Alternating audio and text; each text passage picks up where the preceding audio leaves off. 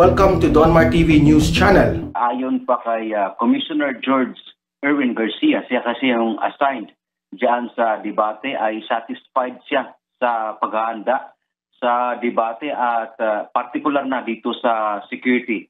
At yung mga dadalo, Ella, inaasahan nating nasa siyam pagdating sa presidential candidates.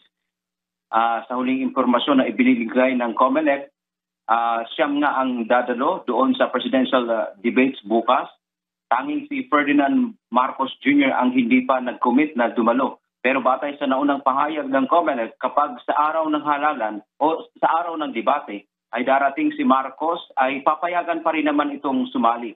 Pero kung hindi ito dadalo, ay mananatiling bakante ang kanyang podium sa stage hanggang sa matapos ang debate na isasagawa nga bukas mula alas 7 ng gabi hanggang alas 9:30. Mamaya, Ella, alas 2 ng hapon ay magsasagawa ng walkthrough si Chairman Saidamin Pangarungan at Commissioner George Erwin Garcia sa venue ng debate dyan sa Sofitel sa Maynila. Kasama ng komisyon ang mga tauhan ng media. Samantala sa linggo naman ay susundan ito ng Vice Presidential Debate sa kaparehong venue. Ito sa siyam na kandidato ang may commitment na dadalo, liban na lamang kay Congressman Lito Atienza matapos itong sumailalim sa knee surgery. At si Mayor Inday Sara Duterte naman ay una nang sinabi na hindi siya dadalo sa mga debate. Sa lalawigan ng Bataan, nag-ikot si Presidential Candidate Ferdinand Bongbong Marcos Jr. kasama ang ilan sa mga senatoriable. Sinalubong siya ng kanyang mga taga-suporta sa kanyang motorcade sa Balanga, Bataan. Sa kanyang talumpati, binigyan din ni Marcos Jr. ang kahalagahan ng pagtutulungan at pagkakaisa ng mga Pilipino. Kung titignan po natin ang kasaysayan ng Pilipinas, lahat po ng pinagdaanan nating kahirapan, lahat ng sakuna na kailangan nating harapin, ay tayo'y nakaraos dahil ang mga Pilipino ay nagkaisa at nagtulungan at hindi nag-away-away. Dagdag pa niya, maraming kailangang ayusin sa bansa tulad na lamang ng pagpapalakas sa turismo at paglikha ng trabaho sa pamamagitan ng pagtulong sa mga maliliit na negosyo. Iniulat naman ni Davao City Mayor Sara Duterte Carpio sa kanyang State of the City address ngayong araw ang kanyang mga nagawa sa kanyang lungsod. Dito ay formal na ring nagpaalam si Mayor Duterte sa mga Davaoenyo. Today, allow me to formally and with a heavy heart say farewell. I have been called to join the race for a bigger challenge. This is a challenge that gives me the opportunity to spread my wings wider, to soar higher, and reach new heights. Sa pagsabak sa vice presidential race ni Inday Sara, ang kanyang kapatid na si Davao City Vice Mayor Sebastian Duterte ang siyang tatakbo naman sa pagkaalkalde ng lungsod. Ang daming mga samot-saring reaksyon dahil po sa ang mga supporter ni Vice President Leni Robredo dito po sa bayan ng Tacorong, a city of goodwill, ay gumawa po ng kanilang inisyatiba ayon po sa kanilang pag-welcome kay Vice President Leni Robredo. And my live today this is nothing personal. Wala po itong personal and wala akong discontentment sa local government ng Tacorong City because I do believe na hindi naman po siguro benefit of the doubt based sa mga statement na ang nagbayad ay yung mga nag-organisa sa pag-welcome kay Vice President Leni Robredo.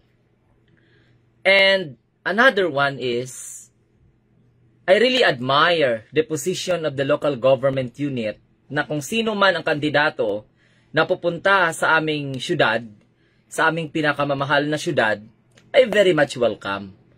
At ako, bilang educator, bilang citizen, nauunawaan ko yan, kahit na supporter ako ni BBM. I really admire that position of the local government. Base po sa mga kuro-kuro na nangyayari. Alam nyo po ano yung big deal?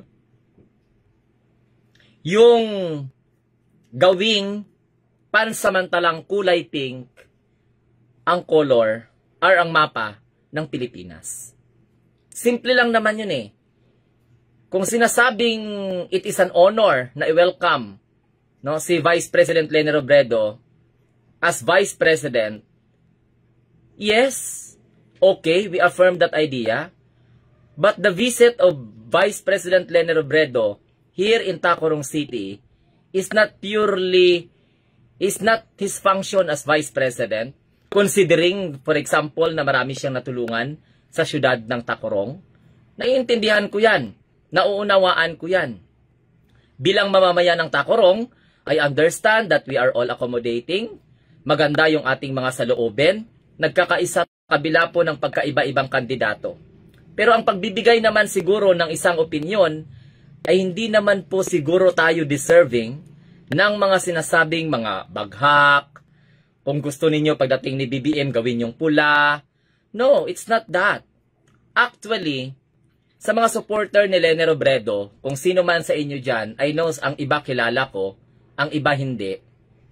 I am nothing against what you have done because I admire your spirit of voluntarism na ipakita yung pagmamahal ninyo kay Leni Robredo bilang inyong standard bearer sa pagkapangulo.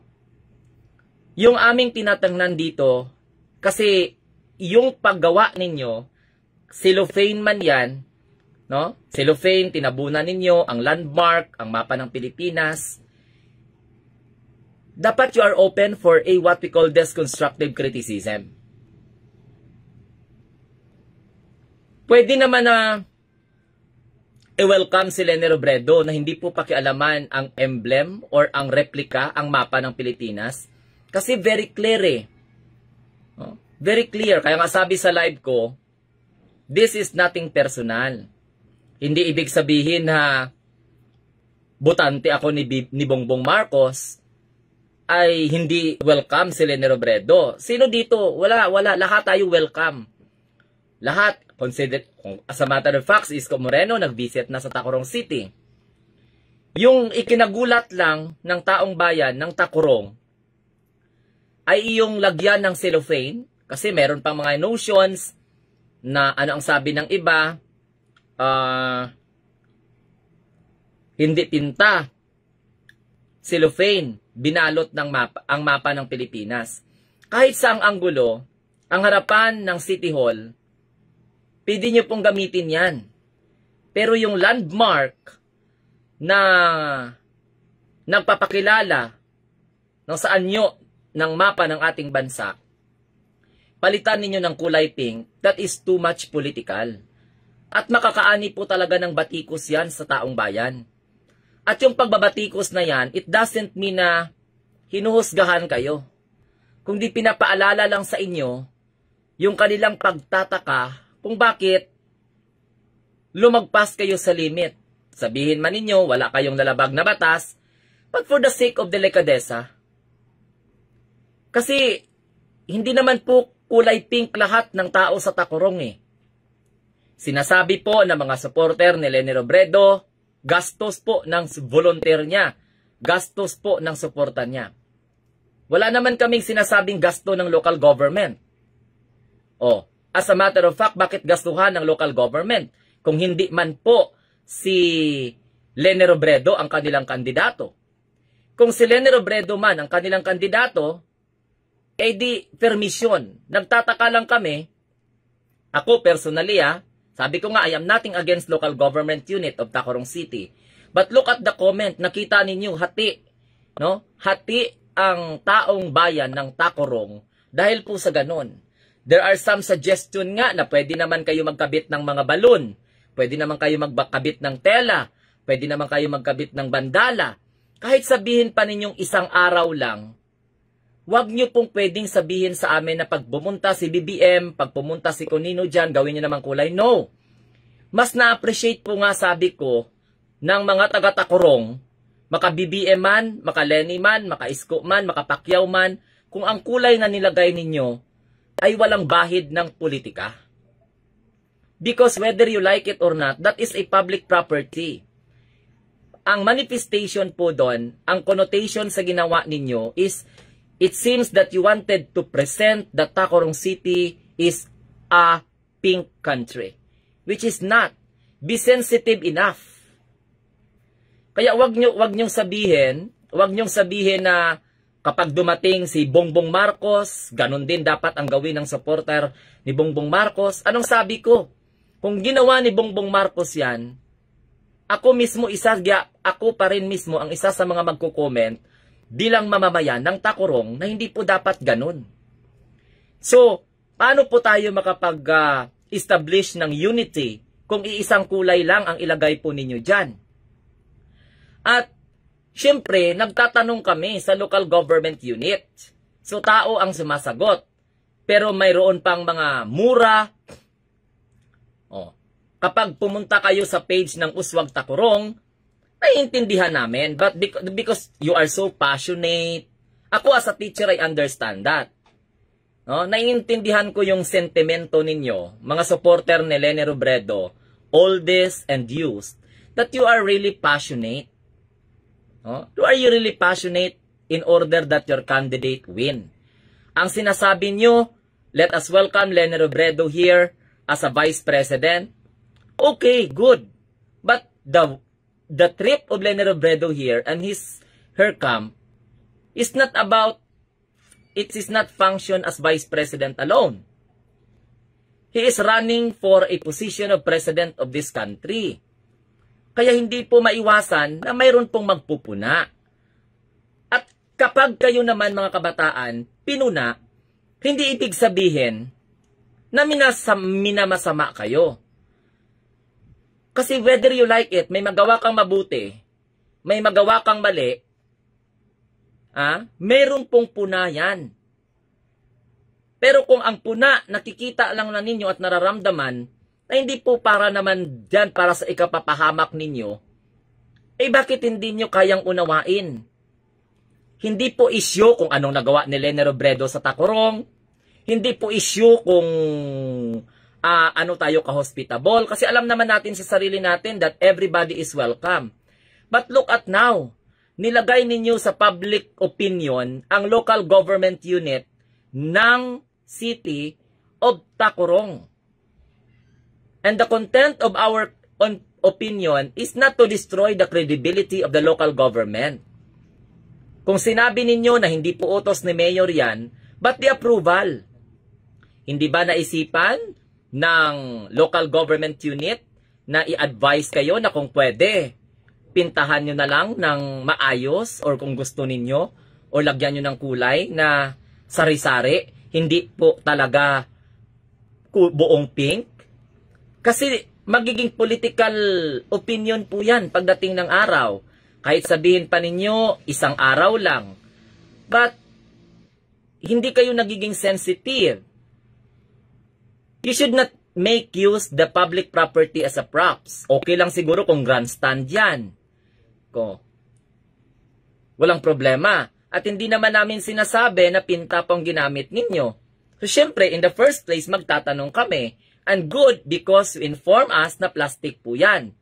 Pero, paano kayo makakapag-rebat kung ang mga nanggagaling sa mga salita ninyo ang babastos? People of Tacorong is not like that.